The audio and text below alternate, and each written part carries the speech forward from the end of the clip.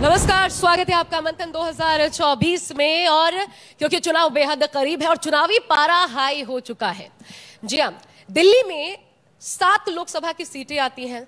आखिरकार इंडिया गठबंधन की जो ट्रेन थी वो डीरेल होते होते पटरी पर आ गई। 4 सीटों पर आम आदमी पार्टी चुनाव लड़ रही है और 3 सीटों पर कांग्रेस को टिकट मिला है।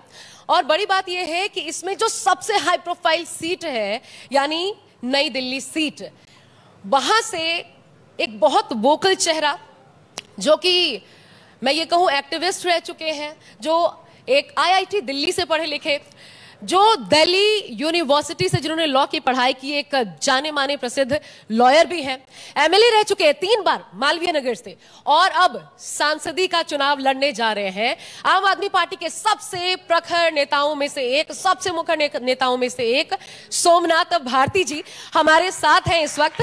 और आज का दिन खास है क्योंकि आज दिन भी सोमनाथ का है, आज महाशिवरात्रि है, तो बहुत तालियों के साथ स्वागत कीजिए। और मैं देख रही हूँ सोमनाथ जी त्रिपुंड के साथ, मतलब पूरी तैयारी, बाबा का आशीर्वाद मिल गया चुनाव के लिए। आज महाशिवरात्रि है और आपका बहुत बहुत धन्यवाद कि आपने मुझे यहाँ बुलाया। आज बाबा के आशीर्वाद लेकर के आया हूँ। और जिस प्रकार से मेरी यात्रा रही है राजनीति में, वो बहुत ही बड़ा इंटरेस्टिंग रहा है, क्योंकि एक ऐसा व्यक्ति जिसको ना तो वकालत विरासत में मिली ना राजनीति विरासत में मिली, उस व्यक्ति को यहाँ तक जनता ने पहुँचा दिया। 3 बार विधायक बना दिया। पहला मार्जिन मेरा 8,000 का रहा, फिर दूसरा मार्जिन मेरा 16,000 का रहा, तीसरा मार्जिन मेरा 19,200 का रहा, और चौथी बार में जनता ने मेरे काम के आधार पे, अरविंद जी के काम के आधार पे, तीनों पार्षद 100% पार्षद आम आदमी पार्टी के आया उन सीटों पर जहां 50-50 साल से भाजपा बैठी हुई थी। अच्छा। तो ये हौज खास जैसा प्रेस्टिजियस हमारा एमसीडी का जो काउंसलर का पोस्ट है, हौज खास है, ग्रीन पार्क है, मालवीय नगर है, ये खाटी भाजपा के क्षेत्र हुआ करते थे किसी जमाने में।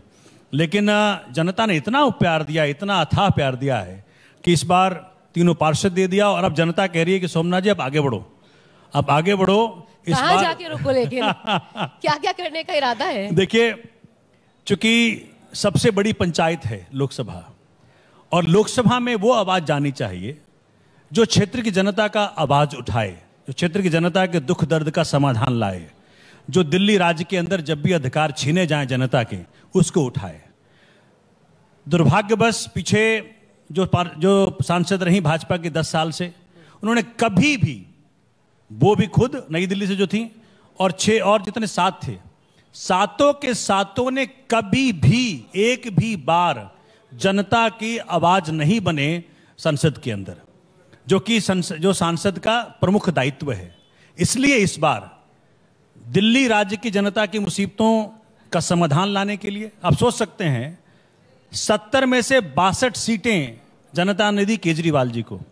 62 सीटों वाला मुख्यमंत्री, अगर उसे सरकार चलाने में तकलीफ हो, इससे बड़ा दुर्भाग्यवश क्या होगा। सरकारें किसी की भी आ सकती हैं, दिल्ली में कल भाजपा की सरकार आ जाए, केंद्र में हमारी सरकार आ जाए। डेमोक्रेसी को हमेशा आगे रखना चाहिए। जब डेमोक्रेटिक तरीके से चुनाव मुख्यमंत्री है, अगर आप उसके अधिकार छीनेंगे, दिल्ली की जनता ने कार दिया केजरीवाल जी को और कार का ड्राइवर कंट्रोल करती है भाजपा, तो कहां से कार चलेगी? ये तो केजरीवाल जी का आईआईटी खड़गपुर से वो भी हैं, वो तो उनका दिमाग इस प्रकार का, इतने इंटेलिजेंट हैं, इस कारण से सरकार चल रही है। फिर भी लेट लतीफ हो रही है, समस्याओं का समाधान आ रहा है, थोड़ी लेट लतीफ हो रही है। दिल्ली में तो 62 सीटें, लेकिन लोकसभा की जब बारी आती है तो सुपड़ा साफ क्लीन स्वीप हो जाता है। क्यों? नहीं, देखिए, इसके पीछे भी तो बड़ी वजह, ये तो मैं कह रहा हूं आपको, पिछली बार जो चुनाव हुआ उसके और मायने थे, इस बार का चुनाव का और मायना है। एक तो एंटी इनकम्बेंसी बहुत भयावह है भाजपा के खिलाफ, नंबर 1। नंबर 2, जिस प्रकार से दिल्ली की जनता के अधिकारों को छीना गया बार बार, मतलब आप सोच सकते हैं कि जब बेटियों के लिए हमने सीसीटीवी कैमरा लगाने की ठानी, तो माननीय मुख्यमंत्री को एलजी हाउस में जाकर के धरना देना पड़ा। मुख्यमंत्री केजरीवाल साहब को, सिसोदिया साहब को, गोपाल राय साहब को, जैन साहब को जाके धरना दिए, तब जाकर सीसीटीवी कैमरा लगा। नाम किसका हुआ? दिल्ली आज के तारीख में सबसे ज्यादा सीसीटीवी कैमरा वाला शहर हो गया है। इतनी सुरक्षा का वातावरण हमने देने का प्रयत्न किया है। तो ये सारे जो जो व्यवधान आ रहे हैं, जो काम करने में तकलीफें आ रही हैं, उसका समाधान यही है। तो ये तो जनता भी जानती है ना कि अगर आप इतना काम कर रहे हैं तो फिर क्यों, क्योंकि 3 टर्म तो कम नहीं होता। जनता जानती है हर बार अगर इतनी सीटें आपको एक विधायकी में मिल रही हैं तो फिर सांसदी में क्यों नहीं मिलती, वहां पर एकदम क्यों क्लीन स्वीप हो यही जाता तो कारण है, मैं बता रहा हूं। इसी कारण से कह रहा हूं कि वो पिछली बार कुछ और था, लेकिन इस बार संसद में सांसद वो चाहिए जो दिल्ली की जनता के लिए लड़े। जब दिल्ली की जनता के अधिकार छीने जाए पार्लियामेंट के अंदर, ये 7 सांसद एक भी न खड़ा हुए कभी भी। जब बेटियों के साथ अन्याय हो रहा था, कहां खड़े थे ये? मैं आपको एक वो बताती हूँ इंसिडेंट। सरोजनी नगर मार्केट में मैं थी और वहां पर, क्योंकि जाहिर तौर पर पत्रकारों का काम है थोड़ा पता करें, क्योंकि सबसे हाई प्रोफाइल सीट है, मुख्यमंत्री वहां से आते हैं, वहां से मंत्री आती है मीनाक्षी लेखी, तो वहां पर मैंने देखा अवस्थाएं बहुत थी। मतलब ये ऐसा है कि लगभग 1 लाख के करीब सैटरडे संडेज को, वीकेंड्स पर देखिए 1 लाख के करीब वहां पर लोग पहुंचते हैं खरीदारी करने के लिए, और बाकी दिनों की बात की जाए तो 50-60 हजार से कम नहीं पहुंचते। 9 से 10 शौचालय। मैंने बात की वहां पे शॉपकीपर से, तो उन्होंने कहा कि हमने सांसद को खूब लिखा, एक के बाद एक लेटर्स लिखे, हमने सीएम को खूब लेटर्स लिखे, उनका क्षेत्र है, और वो बार बार 3 बार तो वहीं से विधायक बनकर के पहुंचे हैं, इसके बावजूद यहां पर कुछ नहीं हुआ। हम किससे मांगे, हमें तो किसी से उम्मीद लगती नहीं। ये उनका जवाब था। तो अगर उसी सीट पर जहां मुख्यमंत्री आते हैं, अगर वहां काम नहीं हुआ तो फिर? मैं बता दूं आपको, अब चूंकि मुझे मालूम था कि बात आप उठाएंगी, मैं पूछ के आया हूं, जवाब लेके आया हूं। उस पर कार्रवाई चल रही थी, एलजी साहब ने रोक दिया। कारण क्या है, इस चीज में कह रहा हूं, एक चुनी हुई सरकार के आदेशों का अवहेलना हो, उसकी गति धीमी की जाए, उसे कार्यान्वयन में समस्याएं पैदा की जाएं, इसी के लिए चाहिए आपको सांसद जो कि दिल्ली की समस्याओं के समाधान के लिए संसद में खड़ा हो। सोमनाथ भारती जी, आप ये जो कहते, ये ना बहुत आसान सा जवाब हो गया। ये ऐसा लगता है कि बहुत आसान जवाब है आम आदमी पार्टी के जवाब अगर होता, कि केंद्र काम नहीं करने दे रही। आप मुझे पता करें, शीला दीक्षित ने कायाकल्प किया, किस तरीके से किया? उस वक्त क्या था, अगर आपको याद होगा, जब मैं लॉ मिनिस्टर दिल्ली का था 2014 में, उस वक्त कोई भी अधिकार हमारे छीने नहीं गए थे। याद रखिएगा इस बात को। भाजपा की सरकार आई और तुरंत एंटी करप्शन ब्रांच को छीन लिया हमसे। क्यों छीना मालूम है आपको? इसलिए छीना कि दिल्ली का एक कांस्टेबल रिश्वत लेकर पकड़ा गया था, उसको केंद्र सरकार बचाना चाहती थी, इस कारण से वो छीन लिया हमसे। एक के बाद एक सर्विसेज डिपार्टमेंट छीन लिया। 8 साल की जद्दोजहद के बाद सुप्रीम कोर्ट ने 11 मई 2023 को सर्विसेज का कंट्रोल जो केंद्र सरकार ने छीन लिया था वो वापस किया। कहा कि नहीं, जो चुना हुआ मुख्यमंत्री है उसी के अधीन होना चाहिए दिल्ली सरकार के सरकारी कर्मचारी अधिकारी। इतनी डरी हुई भाजपा है और संविधान का बिल्कुल नहीं ये इज्जत करती है।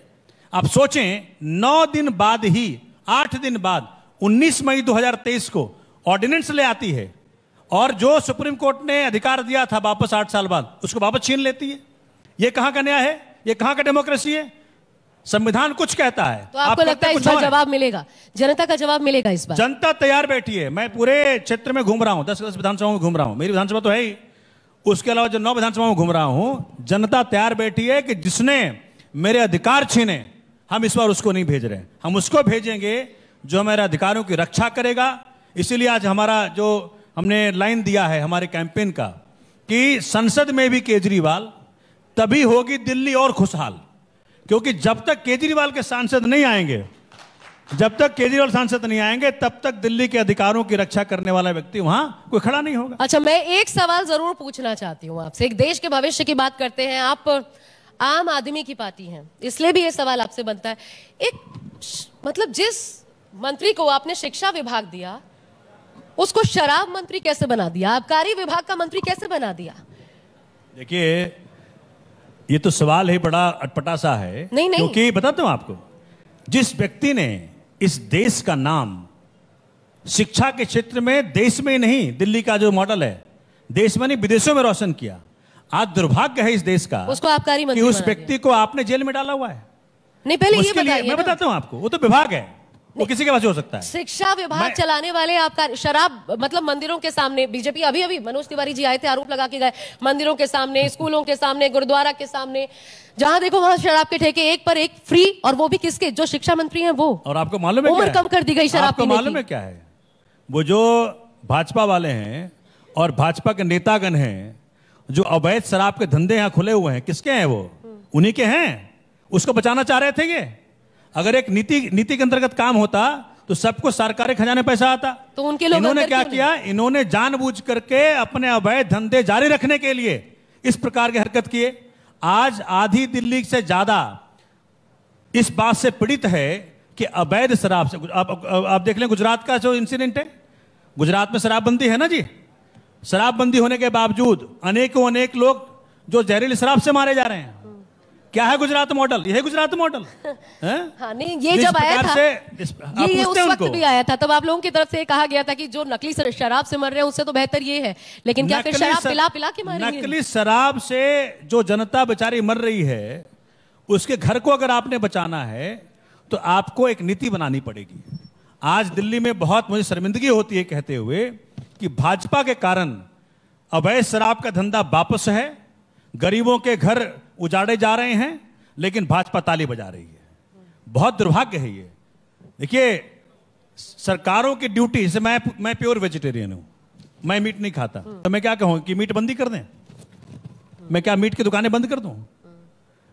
ये इस प्रकार के सरकार ऐसे नहीं चलती है। सरकार चलती है जब आप सबके बारे में सोच करके सरकार। तो अगर ये आरोप है आप लोगों के, तो फिर बार बार समन आता है, 8वां समन 9वां समन आए जा रहा है, समन आए जा रहा है। किस बात का डर है अरविंद केजरीवाल को? क्यों नहीं जाते? आशा जी, जवाब दी। मैं वकील हूं, आपको मालूम ही है। माननीय उच्चतम न्यायालय में बैठा था, माननीय जस्टिस ने कहा, पूछा ईडी सीबीआई को कि जिस प्रकार की दलीलें मुझे दे रहे हो, तुम्हारा केस 2 मिनट टिकेगा नहीं ट्रायल कोर्ट में। वो अलग बात है कि बाद में फैसला क्या आया। मैं दावे के साथ आपके चैनल पे कहता हूं, अगर अनबायस तरीके से देखा जाए कि सुधीर साहब का केस, संजय सिंह जी का केस, जैन साहब का केस, वो तो बाहर आ जाएं। जिस देश के अंदर ऐसे व्यक्ति को, जो देश के हजारों लाखों बच्चों को शिक्षा का प्रबंध किया, मोहल्ला क्लिनिक्स खोले, जिसने गरीबों की आवाज संसद में उठाई, आज वो जेल में है। सी अरविंद कौन है? सी अरविंद कौन है? सी अरविंद तो अधिकारी है। तो उन्होंने तो कहा कि मुख्यमंत्री ने मुझे फाइल दी, उसी फाइल पर काम हुआ। उन्होंने तो कहा मुख्यमंत्री ने मुझे फाइल दी। क्या करप्शन है बताइए? सीधा सीधा आबकारी घोटाले में। क्या घोटाला बताइए? घोटाला यही है ना कि आपने अपने लोगों को आपने टेंडर दिए, उन लोगों ने शराब की दुकानें खोली, उन लोगों को फायदा हुआ, उसके एवज में आपने भारी भरकम पैसे लिए, घूस लिए। कहीं प्रमाण आया है?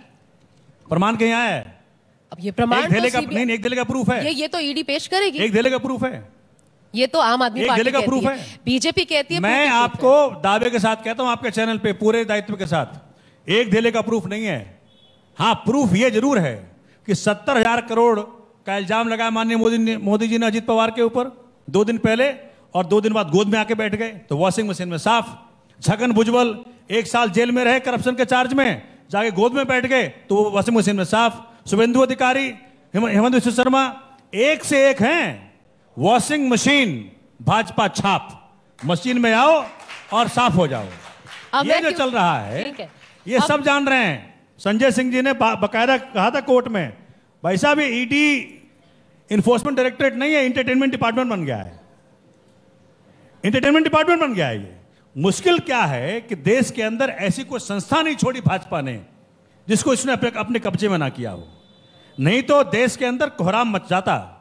और होगा, इस बार सब दिखेगा। भाजपा कह रही है, मोदी जी कह रहे 400 पार। मेरे क्षेत्र में लगा होर्डिंग, कहता 450 पार। हम कह रहे, तू कह रहे भाई 600 पार, सीटें हैं 545 और 600 पार कर दे तू। हद हो गई। डेमोक्रेसी में देश की जनता फैसला करेगी कौन सा पार कौन सा आर। आप क्या फैसला आप जो कर रहे हैं, इस प्रकार से साइकोलॉजिकल वॉरफेयर करना, हम जानते हैं इस प्रकार की चीजें। असर हो रहा है? कोई असर नहीं हो रहा है। जनता तैयार बैठी है। ना सरकारी कर्मचारी खुश है, ना व्यापारी खुश है, ना महिलाएं खुश है, ना स्टूडेंट खुश है, ना नौजवान खुश है। खुश कौन है इनसे? इस बार आप देखिएगा, इतने नहीं तो देखिए ना, रोज एक आदमी छोटा सा कार्यकर्ता को ज्वाइनिंग करा लेंगे, बोले आम आदमी पार्टी का बड़ा नेता ज्वाइन किया। अरे भैया, कौन नेता ज्वाइन किया तुमको? तो ये जो इस प्रकार का धंधा करते हैं, ये मुझे लगता है कि देखिए, माननीय मोदी जी को देश ने 2-2 बार इतना बड़ा मैंडेट दिया। अच्छा होता आज नौजवानों को नौकरियां मिल गई होती, अच्छा होता आज महंगाई कम हो गई होती। इन्होंने कहा था $1 1 रुपए के बराबर हो जाएगा। क्या हुआ? कभी हुआ? आज 90 रुपया हो गया डॉलर। आज जो इस प्रकार से तेल का दाम बढ़ गया, जिस प्रकार से महिलाओं के साथ अत्याचार हो रहा है, एक से एक चीजें हैं, ये तो अलग बात है कि ठीक है। अब मैं आपकी सीट पर आ जाती हूँ, वहां से बांसुरी स्वराज, आपने तो उन पर सीधा मतलब तोपों का मुंह उस ओर घुमा दिया। जैसे वो आपके सामने आई, एक के बाद एक आरोप सवाल पूछ ले ललित मोदी को लेकर के। हाँ, आप भी लड़ चुके हैं एक केस विदेश में, और वो भी शायद जॉर्ज बुश पर जिसने हमला किया था उसके वकील के रूप में। जी, मैं 2009 में, देश की जनता जानती होगी, विक्रम बुद्धि नाम का शख्स जिसके ऊपर विदेश में इसलिए चार्ज लगाया गया झूठे आरोपों में क्योंकि उसके पिता ने देश के अंदर जो इंडो यूएस न्यूक्लियर डील तब हो रहा था उसके विरोध में बोला था। उसकी आवाज को दबाने के लिए पर्डू यूनिवर्सिटी में जो बेटा पढ़ रहा था उनको इलीगली अरेस्ट कर लिया, झूठे आरोप अरेस्ट कर लिया। सोमनाथ भारती एक गांधी की तरह हिंदुस्तान से गया अमेरिका लड़ करके, और परमात्मा साथ है, भगवान शिव का साथ था, मुझे उसको बचा के लेकर के आया। आज वो हिंदुस्तान में वकालत कर रहा है। वाह, बहुत। और दूसरी तरफ जो बांसुरी जी हैं उनको इसलिए मैंने कहा, मैंने आज तक कभी भी, मैं दावे के साथ आपके चैनल पे कह रहा हूं जी, कभी भी मैंने वकालत का, अपनी क्षमता का दुरुपयोग किसी ऐसे शख्स के लिए नहीं किया जो देश का विरोधी हो। मैंने हमेशा वकालत के जरिए, आपको याद होगा 2012 में जो एक निर्भया कांड हुआ था, एक कांस्टेबल तोमर की उसमें देहांत हो गया था। कांस्टेबल तोमर की देहांत को हत्या बताकर, जैसे हमारे बच्चे बैठे हुए हैं, ऐसे 9 बच्चों को अरेस्ट कर लिया था 302 में, और परमात्मा साथ दिया, भगवान शिव ने साथ दिया, भगवान राम ने साथ दिया। उन 9 बच्चों को छुड़ा के लाने का मुझे श्रेय मिला। 2.5 महीने में 302 का मुकदमा 9 के 9 नौजवानों के सिर से हटवा दिया। बहुत बढ़िया। तो जब मैंने वकालत का दुरुपयोग कभी नहीं होने दिया, राजनीति का दुरुपयोग कभी नहीं होने दिया। दूसरी तरफ जो आपने बांसुरी जी का नाम लिया, ललित मोदी का नाम लिया, उनको वकालत की ताकत मिली, वो भी उनको परिवारवाद से ही मिला है। तो क्या किया उन्होंने? ललित मोदी जैसा भगोड़ा जिसने देश के हजारों करोड़ों खाए, उसको देश से भगाने में साथ दिया। और आपको जान के हैरानी होगी, उनका पासपोर्ट रिन्यू कब कर दिया? डबल बेंच के फैसला आने के पहले ही, और भगा दिया यहां से। अच्छा, मतलब केस चल रहा था तब इन्होंने हाथ में लिया, उसके पहले भगा जानते दिया। हुए। सोच सकते हैं। तो ऐसा व्यक्ति जो ऐसे व्यक्ति को रिप्रेजेंट किया हो, एक देशद्रोही को रिप्रेजेंट किया। मैंने 5 सवाल उनसे पूछे थे। ठीक है, मैं क्योंकि वक्त हमारे पास बहुत ज्यादा नहीं होगा, इसलिए मैं ये जानना चाहती हूँ एक और चीज। आप तो बिहार के नवादा से आते हैं, बिहार की पॉलिटिक्स में क्यों नहीं सोमनाथ भारती? मतलब वो ब्रेन ड्रेन बिहार से दिल्ली में हो गया, वो वहीं होता तो शायद ये भला हो जाता बिहार का थोड़ा। देखिए, मेरी माता शिक्षिका थी बिहार में, और मेरे पिता आध्यात्मिक घुमक्कड़ थे। तो अध्यात्म के कारण मेरा कई जगह आना जाना हुआ। मेरे पिता देवराहा बाबा, अनुकूल ठाकुर, ओशो, राधा सुमित सत्संग ब्यास, फाइनली हम वहाँ गए।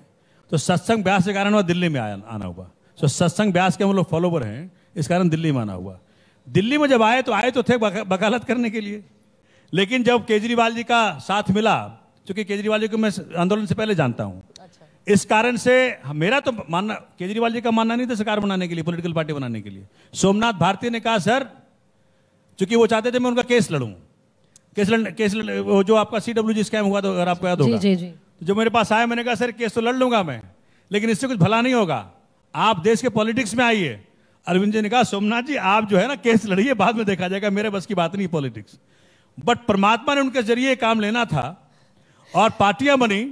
पार्टी में अरविंद जी ने मुझे दायित्व दिया। मुझे ये कहना चाहिए, मतलब आज जो कुछ वो झेल रहे हैं उसके पीछे सोमनाथ भारती चेहरा है, ये जान लेना चाहिए देश लेकिन को। एक बात बताऊं मैं आशा जी आपको, इस शख्स को मैं इतना अंदर तक जानता हूं, इतनी मुश्किलात के बावजूद भी इनके चेहरे से मुस्कुराहट नहीं छीन पाया भाजपा। आज भी जब मुस्कुराते हैं तो भाजपा के छाती पे मूंग दलते हैं। यही कारण है कि आप सोच सकते हैं, मैं वकील हूं भाई, ईडी गया कोर्ट में कि जी आप सम्मन का विश्वास नहीं करते। 8 बार जब वो कोर्ट ने दे दिया भैया कि 16 मार्च को अगली सुनवाई होगी, तो बीच में 7वीं सम्मन 8वीं सम्मन काहे को भेज रहे हो? कोर्ट पे भरोसा रखो, इतना जल्दी क्या है? अब एक आखिरी सवाल, वक्त क्योंकि हमारे पास नहीं, एक आखिरी सवाल, और मैं चाहती हूं आप दिल से जवाब दें।